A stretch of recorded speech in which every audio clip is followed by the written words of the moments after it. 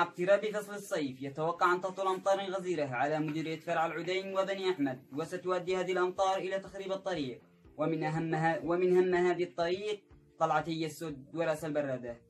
للتفاصيل أكثر ينضم إلينا عبر الهاتف عمر عبد العزيز.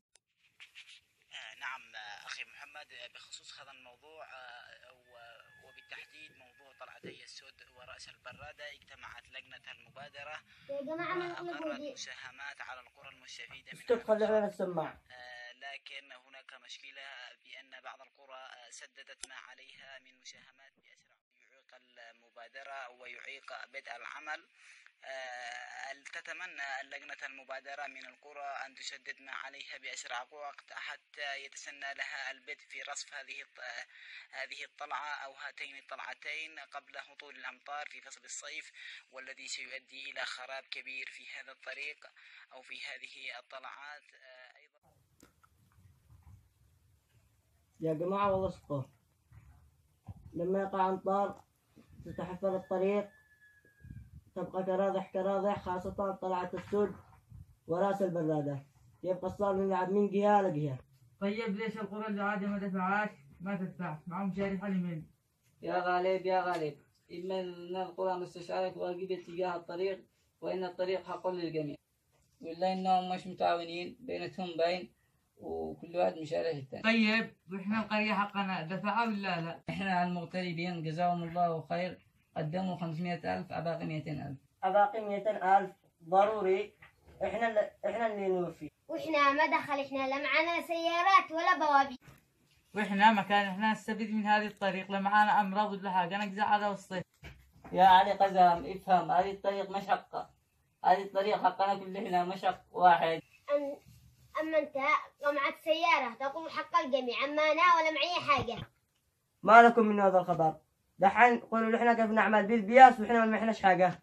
أنا معي فكرة، كل واحد مننا يتحمل له بودي ولا غني ونجي نبيعهم ودينا طريق صدقة. وهذا أفضل رأي. هي غنمي أنتم تشي تبيع علياء. هي غنمي من ساق ما باش غيره. 16. بدل ما نضيع وقت ننفذ الخطة اللي قال غالي. يلا ما يا جماعة نقوم نجري نقلب. اليوم هذه ثلث الظهر، الناس يقلبوا يوم السبت. ضروري اليوم احنا نبيع الغنم علشان ندي البياس للطريق. خلاص أنا معي رقم المقلبي مساعد، شنو نتصل له شنو نقول له يجي. ما حصلت إلا مسعد جزر عوار. احنا مضطرين ندي البياس حق الطريق بسرعة. مساعد كيف حالك؟ بخير؟ الحمد لله، كيف حالك أنت؟ أي خدمات؟ معنا 4 غنم مشيك تجي تشتريهم. على طول بشير، لين أجيله؟ في المقيا اللي نخزن به دائما. يلا خلاص متفقين، نص ساعة وأنا أجي عندك الآن. جماعة ناويين على حق الغنمي نبيعه، كيف أعمل؟ ما بش غير إننا أقول لهم إن بابن توقينا ويكسبوا. يلا يا جماعة نرجع لقدم الغنم يلا.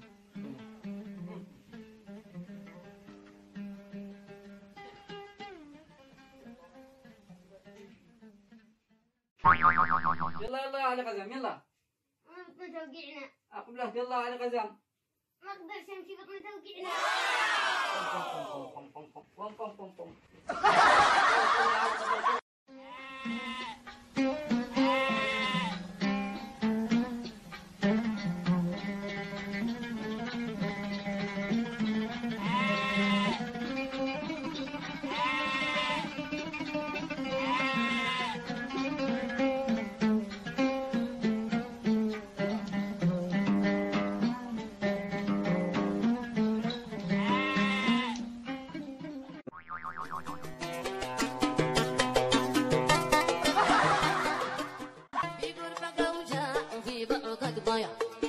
ولو نسيتك حيزداد الوجع، في قربك اوجاع وفي بعدك ضياع.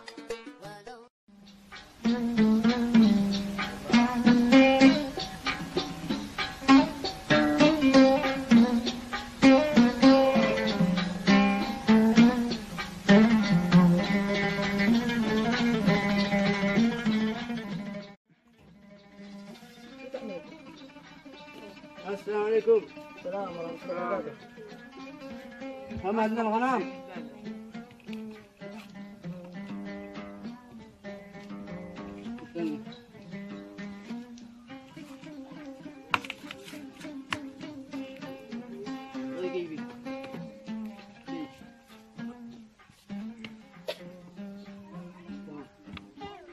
تبيعون كل واحد لحاله ولا بيعة واحدة؟ بيعة واحدة. بيعة واحدة. ماذا في الطب 70,000. هذا بكم؟ الأقل وفي 100. لا 70 حق مع على الأقل وفي 100. 70 عقبكم ولا قاعدين؟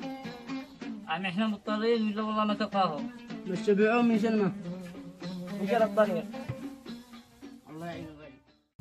ما دام هو من شل الطريق هذه 200. ما دام هو من شل الطريق هذه 210.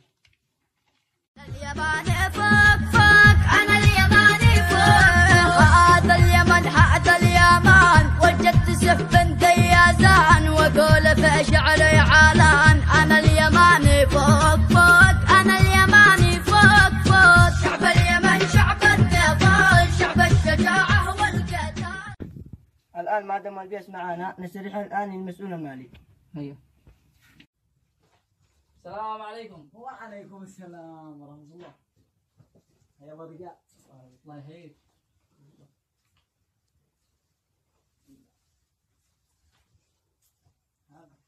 حي الله عليك قدم. الله يحييك. عمر له ما كان يطلع يسلم.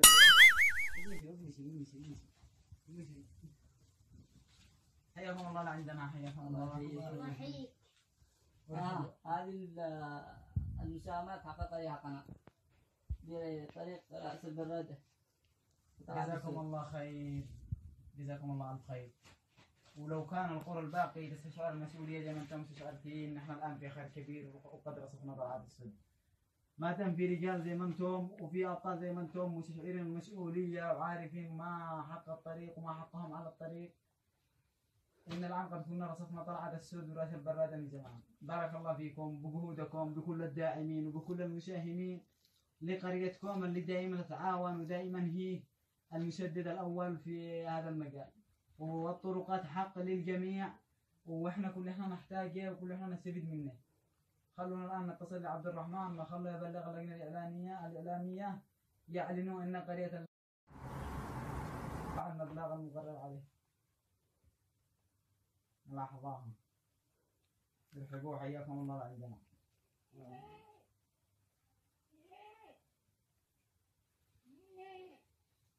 عبد الرحمن السلام عليكم. الله يحييك. كيف حالك يا انت بخير؟ تبلغ اللجنة الإعلامية تقول لهم يعملوا إعلان إن قرية فتح طلعت السود ورأس البرادة. يلا الله يكون معك. مع السلامة. يلا ما دام أنتم طرحتونا بحق أمي يمين ما يبرد قلبي إلا البرعة.